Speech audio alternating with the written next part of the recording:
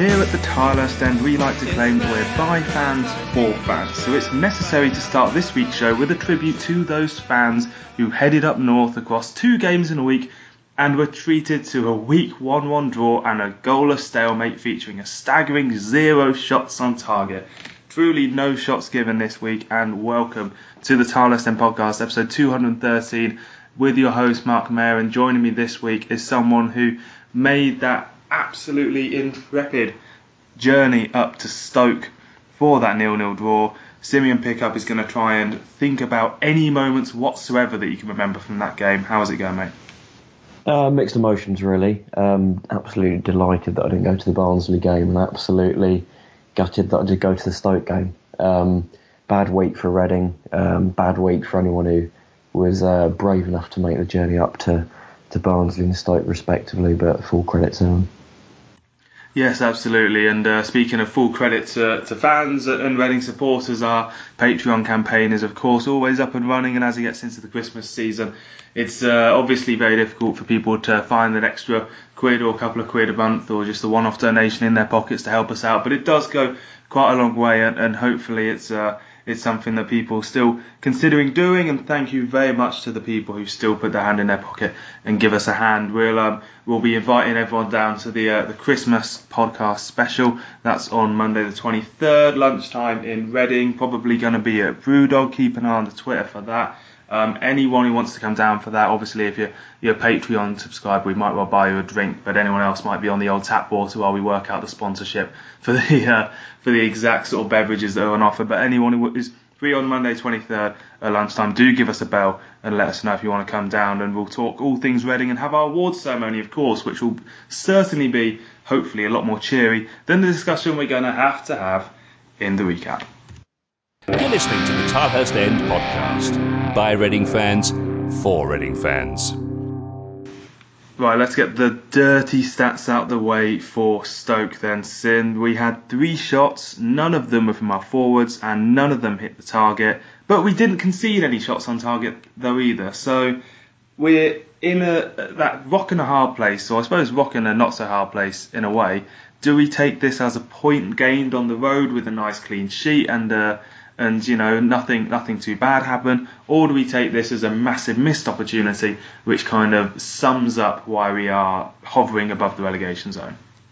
I think really you need to kind of look at that Stoke game and think just how ambitious Reading had to be in a game like that. We had a lot of injuries. Marc Bowen quite rightly pointed out we had about 5 first-team players out, people like Abita, Yeardon, Miazga, Swift, Puskas, all of them who could have given us a really big boost in that game and added a lot of creativity that we just couldn't replace with other players in the squad. But really the question is, in a situation like that, are you happy to play for a point? Are you happy to just try and not lose at a place where Reading could very well have lost in the last couple of seasons? Or do you want Reading to be more ambitious and try and, well, at least go for a shot on target, basically?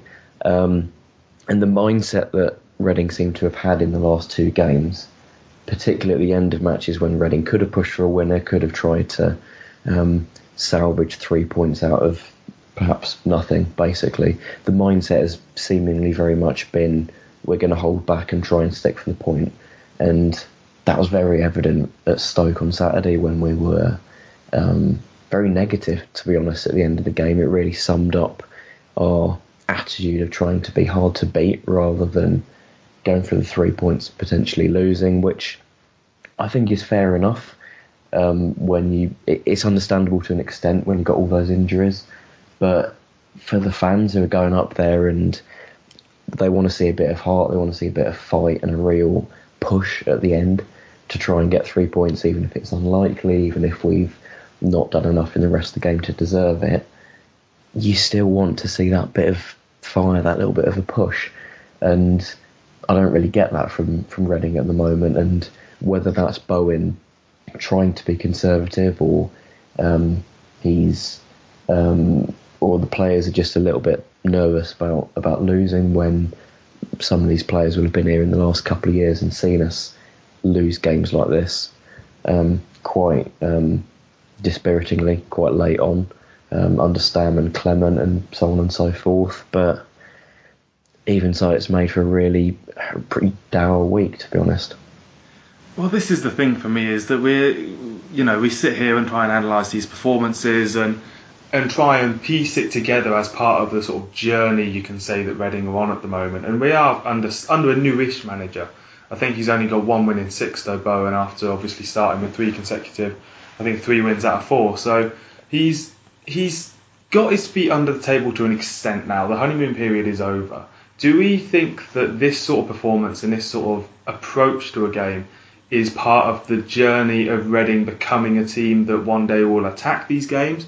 Or do we think that actually under Marc Bowen and with this squad for the foreseeable future, is this just how it is? Are we just going to have to accept that our manager wants us to go away to teams like Stoke and so I suppose you could say Barnsley as well? We'll talk about that game in a minute.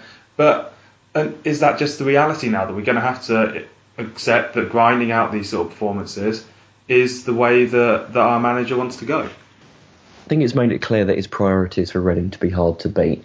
And despite how downbeat I am about Reading not getting shots on target against Stoke and not being particularly good going forwards at all, you can still come away with that and say, right, we haven't conceded any shots, we haven't conceded any goals. That is a good defensive performance. Objectively, you can't really get any better than not conceding any goals or shots on target. I guess to a large extent it's a reaction to the Gomez era, where we could very well have had this kind of game and not been particularly creative, not conceded too many shots, but we would have let in a silly goal somewhere or another and lost it quite stupidly, basically. And that seems to be Bowen's priority, Reading just not getting beaten. And it wasn't quite as evident perhaps earlier on when we were beating Luton really well. We got the win against Preston, win against Millwall as well. And when you've got your key players in there like Swift and Najari, it's a little bit more of a Reading team that's hard to beat because it's on the front foot and because it's trying to score goals. But when you take out the best creative players, particularly Swift, but also the wing backs, and Najari still coming back, Baldock still coming back, we have to be hard to beat in a different way. We have to be more defensive. We have to pack the midfield full with 4 central midfielders and stuff like that. And I guess it's still a process to develop that into a team that can win games. But is that going to be from Bowen's own approach? Is it going to be from us just relying on injured players coming back? It's still too early to tell, really. And it could very well be that we react really well from this week and with a bit more preparation, because obviously it's only a few days between Barnsley and Stoke, and with a bit more preparation maybe we'll look a lot more convincing against Derby and then QPR over the Christmas period. But if we don't, then I do start to worry about the lack of creativity that we have, because I think going back to the Gomez era as well, one thing that I didn't really have a problem with was our ability to create chances. Even when we played badly, even when we weren't convincing in the rest of our game, we could still come up with the kind of chances that made you think we could have got a point in this game. We just happened to miss them, I guess, didn't we? Yeah, exactly, yeah. And the fact that Puskas was missing so many chances, of course, it's bad for him, but the fact was we were creating chances consistently for him and for other players. The Middlesbrough game where we lost 1-0, missed a whole host of chances that we could have won it with. Charlton at home, we were not very good over the entire game, but still had some good chances to get more out of it. And the Bristol City one as well, another good example. And what worries me at the minute, to a decent extent, it'll worry me more if it carries on in the long term, obviously, but that habit of being able to consistently create chances seems to have certainly gone down a lot, to be quite honest. And if we don't recreate that spark, if we don't find it from somewhere, I do worry about where this team's going to end up. I don't think we're bad enough for relegation at the minute, but there's certainly a lot of improvement to come from the creativity side.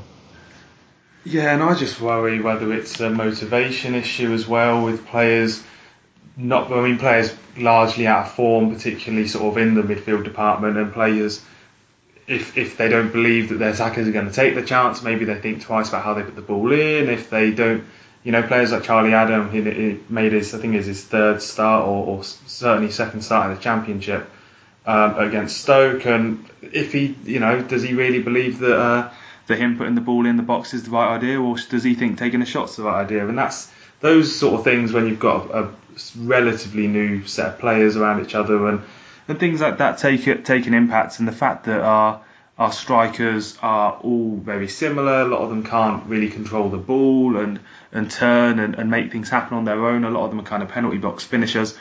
It just shows the nature of the squad at the moment doesn't lend itself to a wide variety of attacking setups. It sets itself up right for the 3-5-2, as you say, with the wing backs and Swift Ajari being fit. But we played a kind of 4-4-2 against Stoke, and with Charlie Adam and Ajari as the nominal wingers in that, did it work? What was the kind of benefit of it? To be honest, I'm not entirely sure what the plan was, because just to go back to the shape, it seems to have kind of been Pele and Renham Hota playing quite deep in front of the back four, and if we were in possession, Charlie Adam and Ajari would be out wide and push up a little bit, so more of a 4-2-2-2 essentially, with Baldock and Zhao up top, and then defensively Adam and Ajari would drop off a bit, so more of a classic 4-4-2. But when Reading attacked, there wasn't really any movement up top. I kept on looking for Baldock or Zhao to try and get in behind for a long ball, and sometimes they'd do that, sometimes they wouldn't. That didn't seem to be a clear plan of, as soon as we got the ball, we would try to get them in. Certainly got someone like Charlie Adam who can pick them out, but it didn't seem to be a clear, consistent idea. Ejaria was generally out on the wing and didn't really seem to be able to affect the game well enough. Even when Boye came on, he was stuck out wide again. He looked better, he looked a lot more effective and influential when he drifted into the middle of the pitch, and at times he did that, and Reading looked that bit more dangerous. But on the whole, there was just a severe lack of mobility and movement, and when you're missing people like Yiadom and Abiti, you kind of take them for granted, because obviously wing backs aren't necessarily the players you most expect something from offensively. But when you don't have that pace, when you don't have that those players out wide who have the ability to take someone on and stretch the game and really offer you some mobility, then you really miss them. And it's one thing to have a quite immobile midfield, but if you don't have full-backs out wide who can bomb up the pitch, really take a man on and stretch the play, then you're going to badly struggle. And Blackett and Gunter are fine defenders in certain systems, but if you put a lot of space in front of them and ask them to attack it, ask them to get forward and stretch the game, they're not able to do it. So all in all, it was just a 2D attack. Not entirely sure what the idea for Reading to attack was. It wasn't that there was a clear plan that wasn't working. It just seemed to be just short of ideas. Well, it kind of feels like when you talk about having the fullbacks of Blackett and Gunter, it does kind of feel like we're back to 2016-17 in a way, doesn't it? I suppose with the squad not being quite up to scratch. We'll be talking about January on the Christmas podcast and having another little look into that, as obviously there's no kind of development since we last spoke about it. But in terms of the Stoke game, I don't think there's much else to say really, so I think we'll put that one to one side. We'll talk about the Barnsley game real quick. That was the Wednesday night 1-1 draw that Reading had. Let's hear from Marc Bowen first though, and hear what he thought of the 0-0 draw in the Potteries. I'm pleased. It's been a good end to a difficult week. I was saying to somebody just now that I think it's 10 games I've had now, and realised going into today's game that I think there was five of my, if you like, starting lineup from the first 4 games are out injured. But we've got to be able to cope with that, and we did do. But because of injuries, we had to flip things around. First time I've gone with a flat back 4. And the nature of this league is you don't get a lot of time to prepare. So we've been away this week, stayed in St George's Park, in preparing for the game. But even so, you don't get, as a coach, you don't get enough time on the training ground with the players. So you're getting information into them. I thought the lads took it on board, bought into it. We were a lot better in possession, being able to retain the ball and build attacks. We all know, if we had any criticism of ourselves today, that I think we didn't really create too much. In terms of getting those decisive balls a little bit earlier into the strikers, give them a chance. But we can work on that. I was more pleased with the fact that after the performance, the result I was pleased enough with, but the performance in midweek we were too sloppy in possession. But today I thought we were comfortable for long periods. In a place where they're starting to show a bit of form against Stoke. So it was important. Like you say, on the road in this league, it's important to get points, and we did. 1-1 it finished at Oakwell in midweek then, Sim, and this was, you could draw so many similarities from this game to the Stoke game and to the Birmingham game before it as well, in that Reading just didn't get going, conceded, let's talk about the goal in a second, conceded a goal and then went up and scored what I think was quite a fortunate Lucas Shaw goal from a corner, which basically two Barnsley players completely fluffed their clearances and he was able to tap home.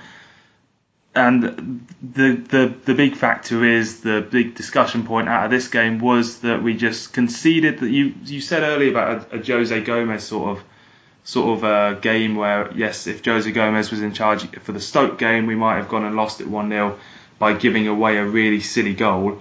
What we did at Barnsley was give away probably the epitome of the silly goal. Morrison just playing it to a man who wasn't there. It gets intercepted. He's in his own box at this point, having taken the ball from a goal kick, and the Barnsley player scores. And it really feels to me like the new rule for the start of the season, where players are allowed to be in their own box for goal kicks, has really done us no favours, because when we play the ball out from the back, unless it goes to Moore or a midfielder, we just haven't got the players for it. This is what massively frustrates me, because with Raphael and Morrison, they're fine defensive players in their own right, but in terms of distribution, in terms of playing the ball out short under pressure, they are not the right players for it. They are not good on the ball. They don't have the composure or the ability to pick a man out at short range consistently and reliably, and it's something we've seen go so badly wrong in the last couple of years, and Bowen really should be aware of it. And this isn't a particularly complicated thing, to be quite honest with you. We all knew that Morrison is not the kind of player who can knock the ball about under pressure from the back. Say what you like about someone like Thiago Ilori, for example, he's better suited to that. Other players that we have in the squad at the moment, Yeardon, Miazga, more suited to it. But what we're asking Morrison to do is to play a completely different kind of distribution game to what he's good at.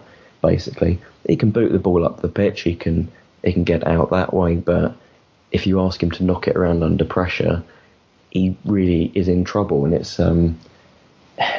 it's just unnecessarily inviting pressure onto ourselves and causing problems for ourselves. And it's something that's been going on for a couple of weeks now. We saw it at Wigan, where Reading were for some reason trying to knock the ball about a lot too much too slowly, much too aimlessly, basically. And what's annoying is that it's the kind of thing that I thought Bowen had moved away from, because in the first couple of weeks he seemed to be much more happy for Reading to go direct. Obviously didn't work against Preston because we seemed to do it too much and we were too much for a long ball team. But after that, in the subsequent couple of weeks, so the QPR game, Millwall, Luton, we seemed to be a lot more direct, a lot more purposeful in getting the ball up the pitch.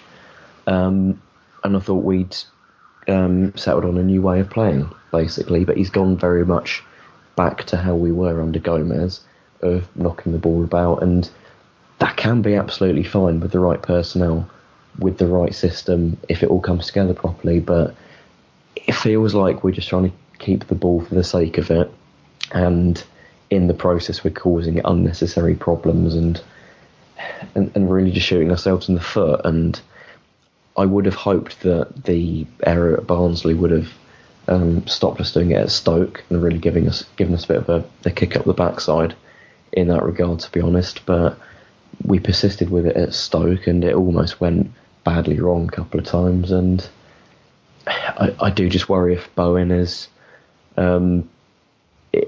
if he really thinks that Reading are able to play through this and improve on the ball at the back, or if he's going to scrap it. And yeah, I'm a little bit worried for it at the moment, but hopefully it'll improve sooner rather than later.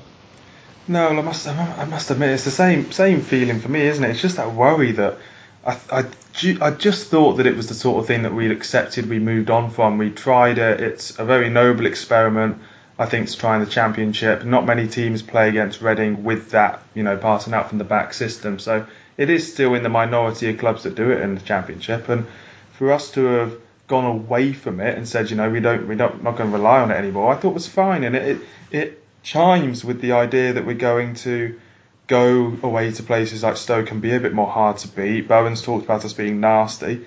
All these things fit into a trend which then gets ruined if we go away and concede these sort of goals. It's the opposite of nasty, isn't it? It's too kind. It's the exact sort of kind, lovely way of playing football that oppositions absolutely adore and that I thought we'd got rid of. But hopefully it's just a blip, and hopefully it's just something that's going to momentarily come up, because I can say for a very sure enough footing that if Bowen does persist with it and it does sort of create a confused mentality around the team, it won't work, and Reading won't be better for it, and Marc Bowen probably won't be in the job past the summer. But I think for just on that point, to finish on the recap, talk of Bowen and his future and everything, we will wait and see, I suppose, how it goes. He's only been in charge for, what is it now, 10 Championship games, or maybe even less than that. So he's on a contract to the end of the summer, or until the summer, and until then we'll have to persist with him and hope that things get better. But talking of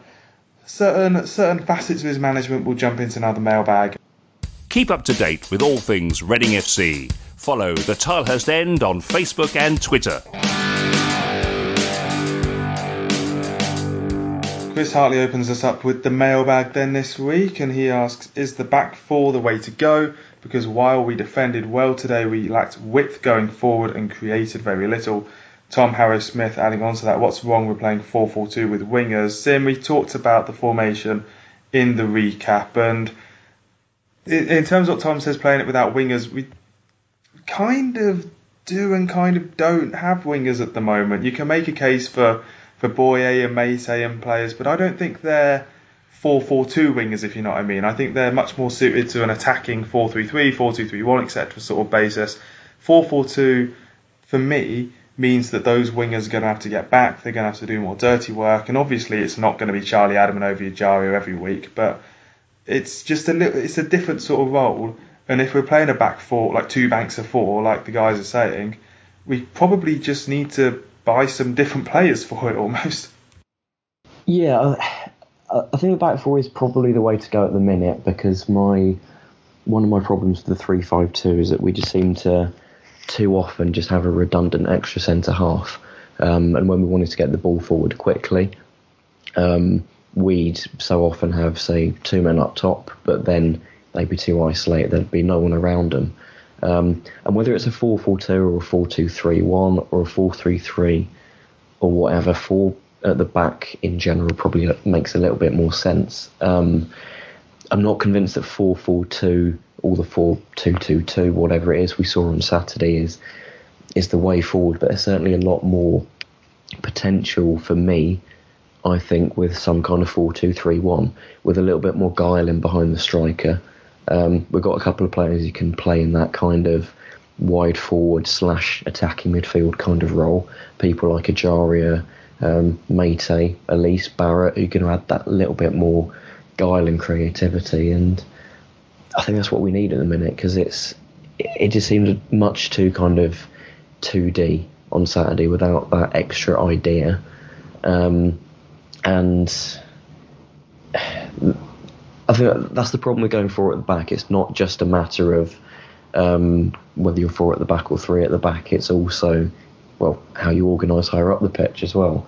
And you can go 3-5-2 and try and get the width from the wing backs, but it is just a lot better, I think, if you have more bodies higher up the pitch, players you can just add a bit more width. higher up the pitch and really stretch the opposition, because that's something we just haven't been doing well enough recently. No, and I suppose, I mean, the question is with the 4-4-2, are you going to have the centre mids as well? Because we have Vicario and Swift and Rinamosa, all of which you could just about say are undroppable. Because certainly with Swift and Vicario as a two centre midfielder pairing, that's not good enough, is it, for defensive matters? So for me, I think the 4-4-2 just doesn't. It could work for this for Bowen and the way he wants to play football, but I don't think it works with the squad at the moment, sadly. And that, if we're penned into the 3-5-2 or maybe a diamond, which I've spoken about before, still haven't given it a proper go though, have we? And those are pretty much the two formations that I think we can actually play at the moment. Seth Dakota, speaking of central midfielders, he asked a question on Charlie Adam for consideration. Is the directness he adds to our attacking potential overshadowed by his lack of mobility in transition play and defensive cover? Charlie Adam, that's probably why we played him effectively on the wing for Stoke, wasn't it, as that kind of attacking midfielder, because he isn't going to get back and he isn't going to be able to put too much of a defensive shift in. And that really, I mean, I accept it with Swift being out, but for me, the fact that he started the last two games just shows to me that things aren't really going to plan. And I think he's a very good impact player off the bench. I'm happy we signed him. I'm happy he's at the club. But for, as Seth says, he isn't good enough or got the legs anymore to do that whole central midfield role, and therefore we're kind of shoehorning him in places, aren't we? Yeah, I don't think you can underestimate the value of having someone who can knock the ball about convincingly, someone who can pick a teammate out on the other side of the pitch, who can really get you going quickly with a bit of direct passing. And it seems to be only really him and Swift who can convincingly do that.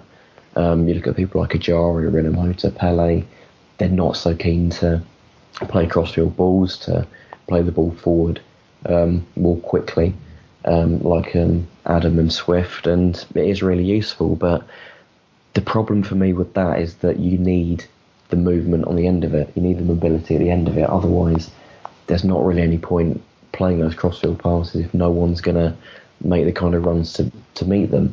There were a few times against Stoke when Gunter got a little bit more space and he offered a bit more of an outlet on the right wing, and it did help a little bit. But generally speaking, if you don't have the movement from whoever it is, whether it's wide forwards, central strikers, wing backs, whatever, if you don't have that, Adam's strength of being able to knock the ball about well isn't going to be something that we can take advantage of. And on the other side, as we've said frequently, his lack of mobility is a real problem. There was one time against Stoke when I think he got dribbled past and then he immediately fell over because his mobility was that bad, his lack of balance was that bad. And against a better side, that's going to get really exploited. And it's one thing to put him out on the wing where he's basically a little bit further away from goal and he's not as important defensively, but you play him in that role against basically a better side than Stoke, no disrespect to them, but if you play him in a more difficult game, that really gets exploited, that really gets shredded sometimes, basically. And it's one thing to have someone in there for their strengths, but if their strength isn't getting made the most out of and their weaknesses can be exploited, there's not really any point having him in there apart from as an impact player, as you say. Well, the alternative for Charlie Adam is, as our next couple of questions point out, Richard H. saying, will we ever give youth a chance? And Alex Everson asking, where's Michael Elise? Those are the alternative players that you're going to play instead of Charlie Adam. And Mark Bowen, his relationship with the academy has been an interesting thing to monitor so far. He's been giving Danny Loader plenty of chances off the bench. Danny came off the bench against Stoke. Teddy Howe was the sort of third choice right back, was on the bench with Gunter in and Yeardham injured. So he's obviously aware of the academy and who's kind of good from it, and that kind of follows the trend that we've seen from other managers. But he's not... I can't remember any game when he surprised us and he's put in, an Elise who, by all means, he's obviously still very young. I think he's still 18. He's playing in the under-23s and sounds like he's doing really well in that. but it's still the step that he's probably one of the next ones knocking on the door that's not been let through yet to the first team. And it just feels like at the moment that Bowen isn't really that interested in the academy. And while we aren't we're not in the relegation zone, I'm sure he'll say, it's too important to start putting in players that aren't ready yet. And obviously it's not even anywhere close to the end of the season. So we can't really say that it's nothing to lose sort of scenario. But he just doesn't really seem to me to be that interested in it. It's not his priority at the minute. Going back to what I said about being hard to beat, that's clearly a priority for him, but giving youth a chance isn't a priority for him at the minute. And on the flip side of it, you look at his attitude to, say, people like Gunter, Baldock, McCleary. Clearly he values that experience, he values that know-how, and he wants to get the most out of that rather than potentially take a risk on some younger players. And you look at other managers, they may very well have, say, put Elise in instead of McCleary. They might have put Howe instead of Gunter. But Bowen is clearly someone who wants that experience, and that can take Reading a little bit further to an extent. Certainly the experience helps, whether it's more generally around the squad, and having that bit of influence behind the scenes, it can help. But I do just think at the moment we need that dynamism, we need that bit of spark, that extra idea in the final third that young players can come up with. I look at someone like McCleary, he's going to put a shift in, he's going to work hard, he's going to offer that bit of new in the final third and maybe when protecting a lead. But he's not going to come up with that extra idea. He's lost that yard of pace as well that someone else might have, someone like Elise or Barrett or anyone else. And I would like to see Bowen just change things up a little bit, add that extra element in that a young player can provide, even if it's just, say, putting Elise on for the final 10 minutes or so and just freshen the team up, because it's gone stale at the minute. And if I were Elise or Barrett or anyone else and I see how badly Reading are struggling for creativity, I'd be quite annoyed, to be quite honest with you. I'd be frustrated that I'm not involved at all, and the longer that goes on, the more annoyed they're going to get, and they're assets that are there to be used, and I just hope we do eventually. And particularly when you look at, say, someone like Danny Loader, who obviously hasn't done particularly well this season, he's not kicked on as we would have wanted him to. When he's getting on the bench and he's getting a bit of game time here and there, but someone like Barrett or Elise isn't getting game time, it does just make me wonder what exactly is going on there. Are we trying to play Loader just to get him to sign a new contract? Perhaps, maybe. Whereas other younger players are just lower down the priority list. And just on Loader, it is an odd one because he never really seems to make an impact in any game. I know it's harsh, but he's not made the step up to first team football well, and yet we persist with him. I don't know if that's an attempt to just finally get it to click for him, to finally give him that bit of confidence that he needs, but sooner or later we're going to have to switch it around and put Elise in there ahead of him or Barrett in there ahead of him and just do ourselves a favour, basically. Well, this is the thing, isn't it, with Loader, is that he's obviously the sort of prodigal son for Reading Academy at the moment, and the fact that he is being played, I do kind of agree that must be related to the contract notion and the idea that I think Bowen believes if he gets Loader scoring and everything and proves to him that Reading's the right place to be, then he is probably more likely to stick around, because if he does run out of contract at the end of the season, he won't, no matter what happens in the next 6 months, he's not going to struggle for suitors. Tommy asks us then to round off the mailbag. He says, why do players look like they don't care ever since the Stam playoff season? Just looks like 11 individuals going through the motions followed by a week of cliches and how it will get better. Well, I certainly hope, Tommy, that we're not part of that week of cliches, but I'll hold my hands up and say that at the end of the day, it's a tough place to go, Stoke, so got to take the point on the road and everything like that. But the thing is, with the idea of that we are kind of going through the motions, I certainly feel that in terms of the results. I don't necessarily always feel that in terms of how the players and the club are reacting. I think that what it feels to me in terms of the general atmosphere around the team, Sim, is that we haven't got the personnel either in the squad or the manager to become a playoff pushing team. We haven't since that stand playoff season. Every season has since that has basically been over in terms of ambition within 12 to 14 weeks, you could say, and that's where we're at the moment. And you're past that now, and the ambition of being a playoff team this year has pretty much gone. Therefore, it becomes a bit of a struggle. We're never truly in the mess where we really think relegation's, a real massive danger, and even when it is, we kind of aren't that excited by it anyway. So, for me, I think whether it's the players looking like they don't care, I think it's just more that it's very difficult to detect great motivation and sort of great pride in a player doing his job when if they're just not playing in a team that's good enough to get points and get results, and week in, week out that builds up, and ultimately we're left in this sort of situation like we've been in, for the last few seasons. Every December we get to be in a lower mid-table team or a relegation battling team, and it's just difficult for players and for fans alike to really look like they're really loving it and interested in it when we're drawing 0-0 at Stoke after a 1-1 draw with Barnsley.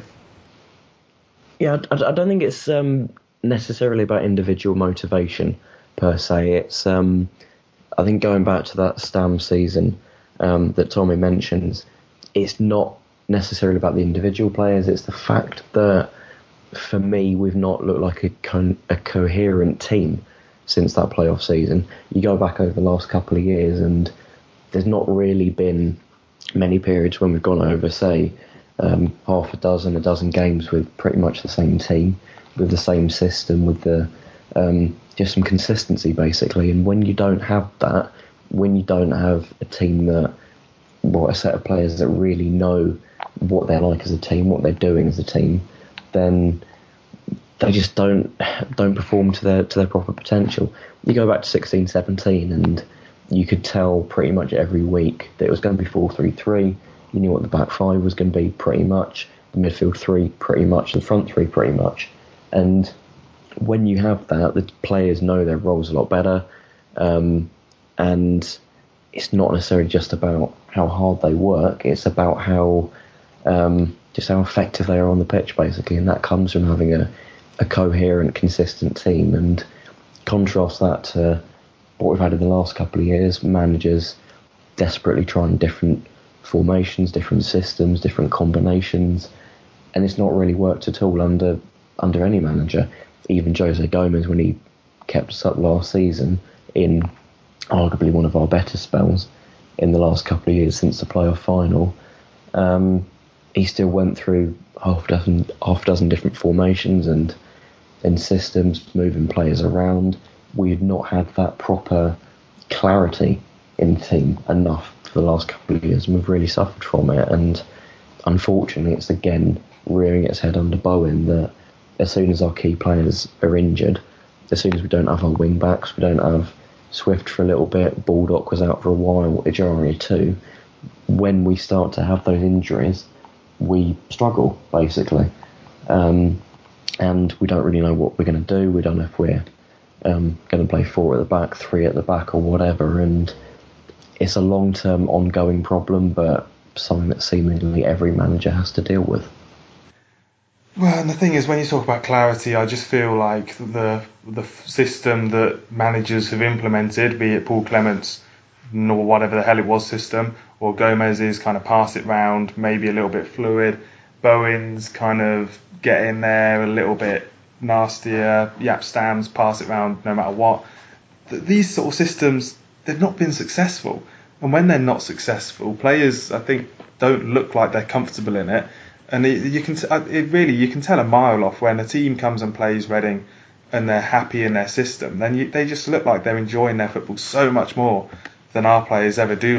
Look like they're enjoying their football, and that's just something that effectively Reading are doomed for the following year, months, whatever it is, to just continually roll the dice, and whether that means signing players or or changing the manager or changing the system. It's just a continual motion of try again, okay, trial and error, and eventually we have to hope that something will stick, or at some point something's going to go so terribly badly that we will get relegated. So until then, it's almost like it is going through the motions, as Tommy said. But we'll move on then, and we'll jump into Newsbites and update you on what's been going on around the club this week. Stay tuned for all the latest from around the Medeski Stadium and the Championship with Newsbites. Right, so we want to start off by going through some injury news, and that's because there are quite a few injuries going on the weekend with Miazga and Puskas, and obviously Swift's still out, but we had Andy Yeardom out, and he looks like he's out until February now. And the reason I wanted to bring this up is really because, as we spoke about earlier, the impact. I think this player, as much as John Swift, will have a big impact, and the 3-5-2 will struggle to work without him because Gunter just can't get up and down the pitch or doesn't have the attacking threat that Yeardom has. But I will say, in Gunter's credit, he's come back into the team, and I wouldn't say that the problem I had with him before was that he's basically too weak defensively. But we've been pretty comfortable with him so far, and I must say that he deserves a bit of credit for that. Yeah, I thought he looked pretty good against Stoke, actually. You take out the tactical problem of him not being able to do enough in the final third. That's not necessarily just him, it's how he fits into that side. But you take that out, and I thought he did really well. He was really composed on the ball. He played it out pretty well. Looked confident. He looked pretty good defensively as well. And for Reading to have someone who can come in and fill in like that at right back, having been frozen out so badly for the last couple of months, it's a big credit to Gunter, and it's really very much positive for us. Are we still of the train of thought that he is going to be leaving in the summer out of contract? It's kind of the same with Gareth McCleary. Players that have come back in from the cold, do we still think that they are ultimately kind of doomed to leave at the end of the season because, as you know, they've found a rejuvenated purpose, if you like, in the team in the last few weeks? But is that purpose still effectively going to be served by the end of the season? I'd be surprised if they didn't move on, to be honest. They're probably on quite a decent amount of money, and if Yeardom is playing regularly, obviously when he comes back from injury, and you have Howe as a backup, it probably doesn't make too much sense to have Gunter stay on. But then again, if he is happy to play backup essentially, and perhaps be on a little bit less in terms of money, then we could well keep him, and it's not a bad option to have. McCleary, I'm not entirely sure what he offers at the moment, to be honest. I know he's been played as a winger and as more of a central midfielder in the last couple of weeks, but in relation to the amount of money he's going to be on, the age he's at, I wouldn't have him over an academy player in terms of the youth and the dynamism that they can offer in comparison to him, who's probably a couple of years off retirement now. Yeah, no, it certainly feels like that's sort of coming to an end, which would be, I think, we're hopefully going to enjoy the last 6 months of those two players if they do stick around, and what has been a bit of a rollercoaster time for them both at the club. So hopefully that all goes well, and in terms of who might replace them, having Teddy Howe on the bench as the sort of new backup right back might hopefully work out well enough. And speaking of which, let's catch up on the youth teams and what they've been getting up to.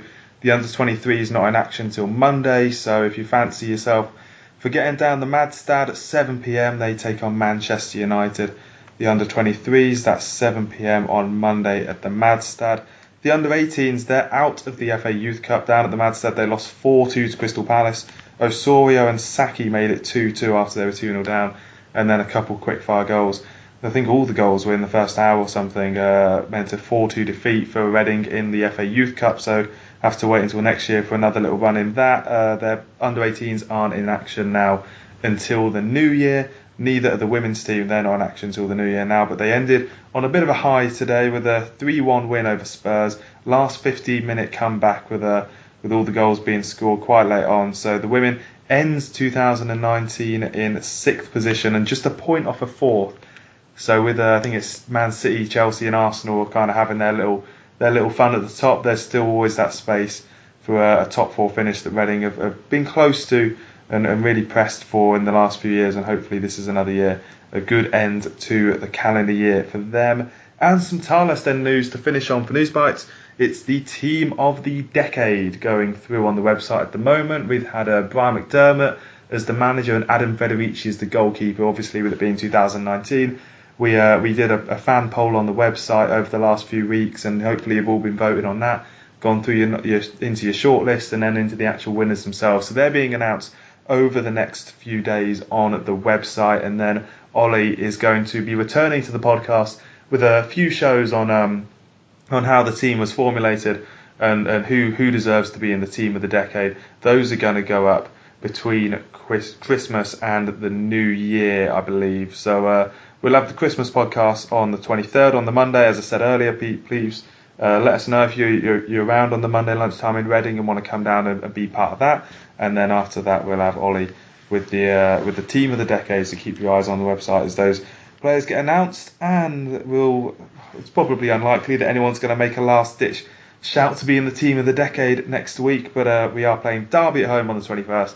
So let's jump into that now and talk about it in Big Match Preview. There's another huge game ahead for the Royals, so be loud and be proud for the Big Match Preview. Sim, sometimes when teams come to us on the back of some pretty terrible form, I'm worried that we're going to be the team that finally turns it round for them.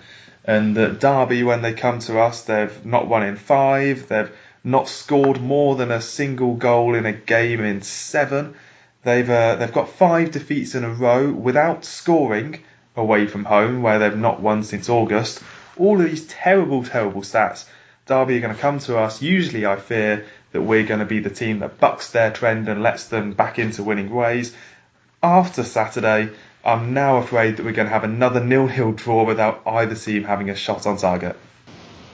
Yeah, very possibly. I think go back before the international break when we were really on a bit of good form, and this is the kind of game that I really would have backed us to get a comfortable win in. We were very good at asserting ourselves in matches, or at least countering what the opposition were doing, and we seem to have just lost that quite a lot after the international break. Narrow defeats against Brentford and Leeds, and it just seems like we're in a bit of a habit now of not being quite sure of ourselves. Obviously a large amount of that is not having Swift and Ajara in the last couple of weeks at various points. But this is the kind of game where we really have to take the initiative in, really have to assert ourselves and really go at it. And unfortunately, that's not what we've been good at recently. And I am a little bit more optimistic about it, perhaps only because we have the preparation coming up. We've seen how the back four is done on Saturday against Stoke City, and hopefully that will give Marc a bit more of a chance to have a look at things and really work out how he wants the team to set up against Derby with a full week to prepare against them. And if he does come up with some good ideas, hopefully tweak the system a little bit and maybe make a few changes. I'd bring in a few wingers, perhaps maybe Boye and or McCleary to give us a bit more pace going forwards. And if he does do that, then I think we'll have a bit of a better chance of avoiding 0 shots on target again. Yeah, well, I suppose if that's where we're setting the bar, then it probably is a little bit low. It wouldn't surprise me at all if when the first shot on target does occur on Saturday, if there is a bit of an ironic cheer goes up from the stands at the Mad Stadium. In terms of your optimism of the result, putting that to one side, what's your optimism of the performance and of the tactics? You say about bringing wingers in. Do you think that there is actually quite a high chance that this time next week we're talking about a sort of back to normal, back to exactly how it always should have been? Because, we're at home, we've got good results under Bowen at home, and because, Derby don't look like the sort of team that are going to come in with, come and have a go at us with much swagger. It depends on Bowen's approach, to be honest. He strikes me being quite conservative at the minute. For example, playing quite a conservative team away at Stoke, and that's a habit I think he needs to break to a little extent. Maybe bring in an extra flair player or two, and if he repeats the same kind of team that we saw against Stoke, I'm not going to be too optimistic, but it's still early days to see how he's going to react to it, and it could very well be he springs a surprise and puts out a particularly attacking team, and Reading do well because of it. But at the minute, I'm not sure at the minute, to be honest. No, there is that. That is the thing with the relatively new manager. Knowing how they're going to bounce back is always the tricky thing, and that's where we're going to have to answer that tricky thing in an extent with the prediction league, which I think last time up I told you that nobody got the Birmingham defeat, so no points there. And then at Barnsley away, myself and Sim went with 1-1, which turned out to be the result. So 3 points there for us. Westy also had a draw. And then at Stoke, Ollie and yourself again, Sim, both had draws of various points there. So I'm currently leading by quite some distance now with 22 points. And you, with 4 points this week, you've shot up to second with 13 points. And then Ollie and Johnny on 12, Westy on 11, Handbags 8, and Wim on 9. So we're kind of in a little bit of a good battle for second, I suppose, is probably the most charitable way of putting it at the moment. So I'll let yourself go first then with a prediction for the Derby game. Well, I feel a bit silly after predicting 2-2 for the Stoke one. To be quite honest, I think in the back of my mind I had the 2-2 that we had in our first game against Stoke last season, but perhaps it wasn't the best idea to go with. Derby, I am going to go with 2-1 to Reading. I think we're going to have a little bit more attacking impetus, hopefully. Hope to get a couple more shots on target. But I still don't think it's going to be the fluent performance we're going to get. We're probably going to have to be quite scrappy in it.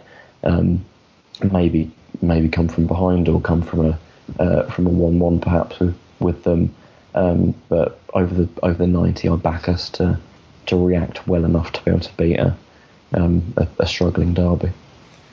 Well, I'm so close to matching your optimism, but I just think, Derby having not scored in 5 away games, and we have a decent defence, but still, this is football. At some point, something has got to give. So I am going to back Derby to score, just like yourself has, and I think I'm probably going to go 1-1 for this one. It feels to me like there's a good chance we're going to end the decade with the draws, and with the two that we've had in the past week, it's just shown to me that in that lower, the lower sort of 7 or 8 teams in the Championship at the moment, the ones that aren't in that sort of playoff mass, basically there's a real lack of quality, and that's mainly in the attacks. And there's probably about 20 Championship teams that could do with a new striker in January, and certainly ourselves and Derby are two of them, and that's going to make for, hopefully, maybe it will surprise us and be a high-scoring, entertaining game. But apart from the Birmingham game last week, I can't think of the last time a team, we had a 5-goal or 4 or 6-goal game between the teams. So we'll have to wait and see. And that Derby game, as I say, on the 21st, 3 p.m. at the Madstad. And that draws to a close this episode of the Tilehurst End Podcast. Sim, thank you very much, not only for your service tonight, but also as one of the plucky fans who headed up to Stoke last Saturday. Yeah, anytime. And we'll be back with that Christmas special podcast next Monday, so expect all the usual jaunts of the comedy moment and the Hal Robson Kanu Underachiever Award, which will be a bit ironic this year as he currently leads the Championship while we give it to him. But nonetheless, that'll be the sort of japes that we'll be getting up to next week. And if anyone wants to head down to that, please be in touch and let us know, and we'll make sure that there's a spot in the booth for you at probably B and Brewdog in Reading on at 12:30 on Monday, the 23rd. And until then, Reading fans have a week to not talk about football, I suppose, because at the end of the day, really, when you just lean over to your mate on the desk at work and they ask how Reading have got on, you don't really have too much to say when you have a 0-0 draw at Stoke with not many shots on target. So hopefully, at the very least, Reading will return to being newsworthy for the good reasons in a week's time. Until then, thank you for listening, and come on your arse.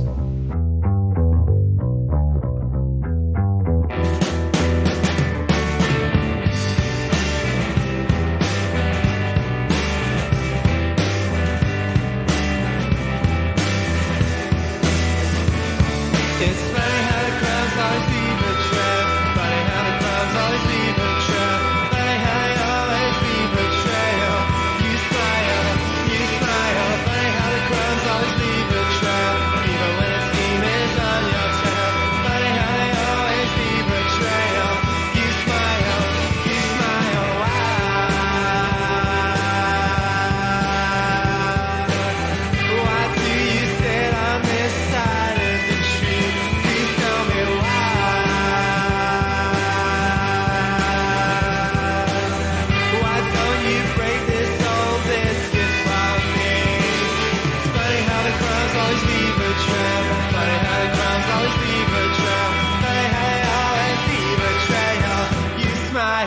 You smile, funny how the crowds always be betrayed, even when a team is on your trail. Funny how it be betrayal. You smile, why?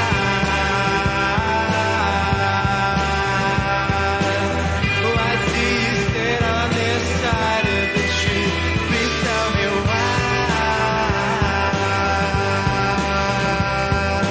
Oh, why don't you break this old biscuit for me? Break this biscuit for me.